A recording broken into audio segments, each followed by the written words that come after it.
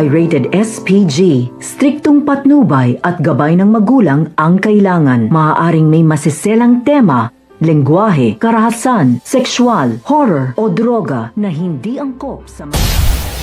Welcome back mga ka-episode plus at narito mga dapat nating abangan dito nga lang sa abot kamay na pangarap kung saan tinawagan nga nito ni Doc Benitez ito nga si Zoe at binabalaan na nga siya natigilan na nga ang pakikipagsabwatan dito nga sa mami nga niya dahil natatakot siya na mabisto nga siya nito nila Doc Tanyag at kapag nga nagising na nga raw ito nga si Lolo Pepe ay posibilidad na ituro nga siya na isang suspect kaya naman nang sinabi nga nito ni Zoe ay alam naman na nga niya ang kanyang kapalaran at hindi na nga rin niya alam ang gagawin nga rin niya kaya may humihingi siya ng tulong dito nga kay Doc Benitez na pagtakpan na nga lang siya sa kabilang banda naman nga ay isasagawa na nga nito nila Justine at ni Eric kanilang pinaplano laban nga rito nga sa Apex posibilidad nga kaya na sila ang humila pababa sa Apex upang sa gayon nga sa paghihiganti nga nila sa pamilya Tanyag. Ano nga kaya ang masamang pinaplano nga nito na mag-ama na si Justine at si Eric